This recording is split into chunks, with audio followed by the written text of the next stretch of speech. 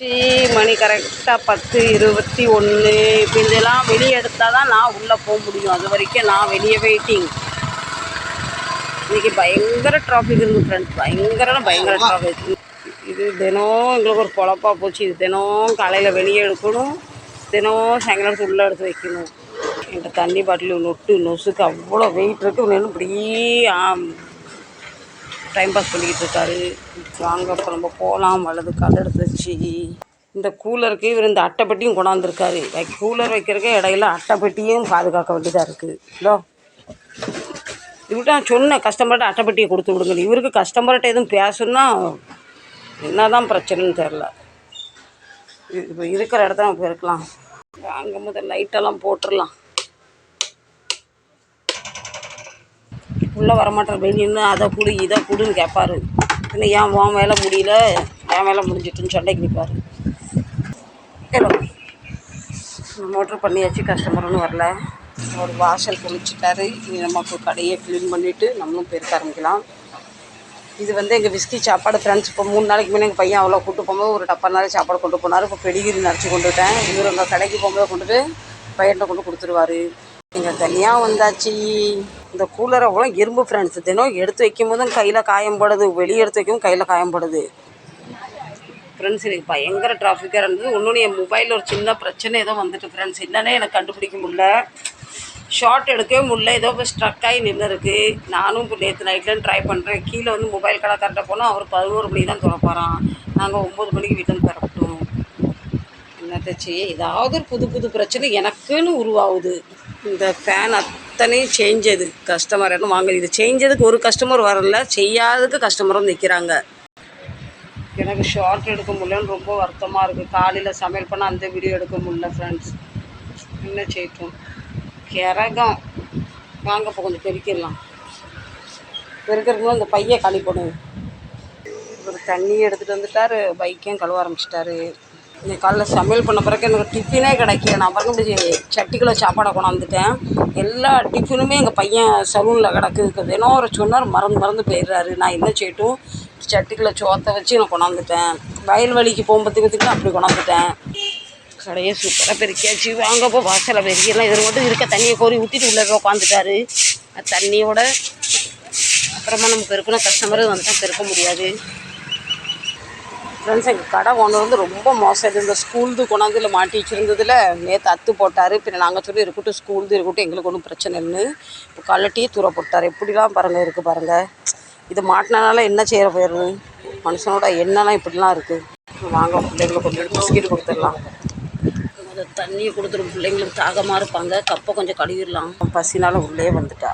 தண்ணியை வச்சாச்சு. பிள்ளைங்களுக்கு பிஸ்கெட்டை கொடுத்துடலாம். இப்போ வலி விட்டால் தானே நான் வெளியே போக முடியும். என்ன வலியும் விட மாட்டேன். பார்ச்சல் வச்சுட்டாங்க. கடையில் எல்லாம் குட்டி எறும்பாக ஆகுது. ஒழுங்காக சாப்பிட்றதுல பார்த்திங்களா. இவங்கள பிஸ்கெட் பக்கத்தில் தண்ணியும் வச்சுட்டாங்க. கனியாக வந்துட்டு ஓடி போயிட்டா. ஏதோ கனியாக இங்கே இருக்கான், அவனுக்கும் சாப்பாடு கொடுத்துடலாம். கனியா கேவா கனியா காலே பிஸ்கெட் கா. அங்கே நம்ம சாமி என்ன செய்றன்னு பார்க்கலாம்.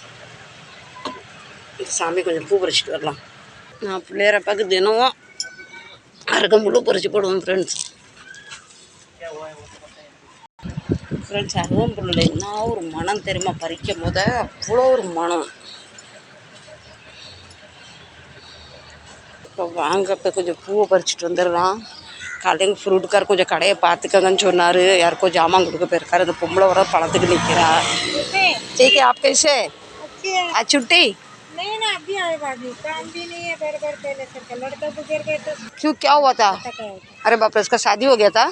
बच्चे हैं ना, 3 बच्चे। तो बच्चे उनकी औरत? अरे तो आपके पास है? अरे बाप रे, मेरे को नहीं मालूम। गया साल में 14 अप्रैल को। अरे बाप रे, इधर ही हुआ के गाँव में? इधर ही है, हम लोग की पहले से इधर ही रहते। अच्छा, इधर बहुत साल हो गए। तो आप उधर किधर घर काम करते हो ना? इधर तो अभी काम नहीं है? ये की काम है?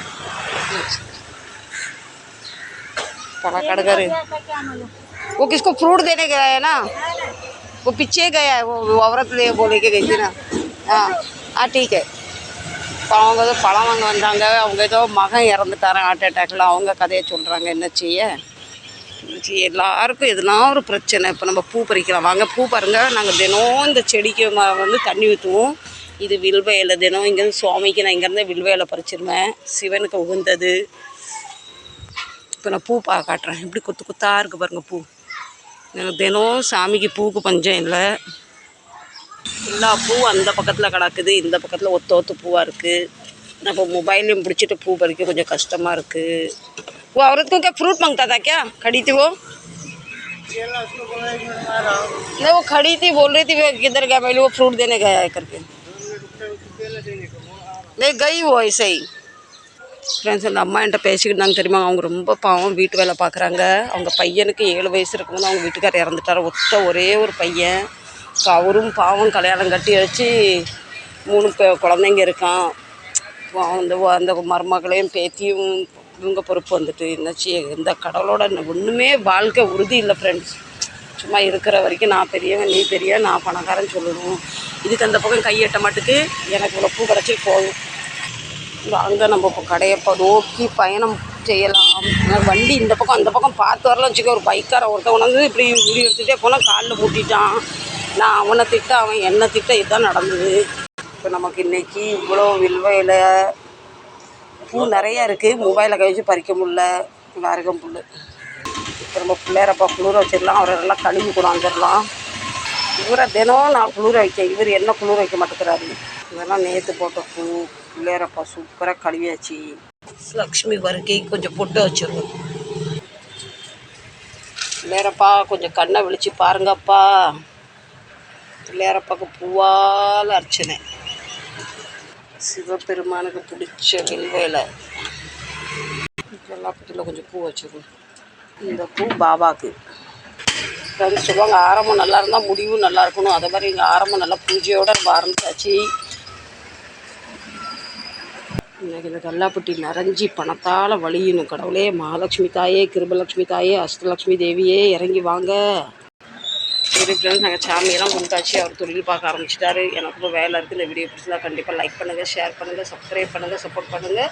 மீண்டும் உங்களிடமிருந்து விடை பெறுவது உங்கள் பவானி லைஃப் ஸ்டைல். நாளை நல்ல ஒரு வீடியோ சந்திக்கிறேன். Tata bye bye, see you. இன்றைக்கி மழை மூட்டமாக இருக்குது. மழை வருதா வரலே தெரியல. Tata bye by.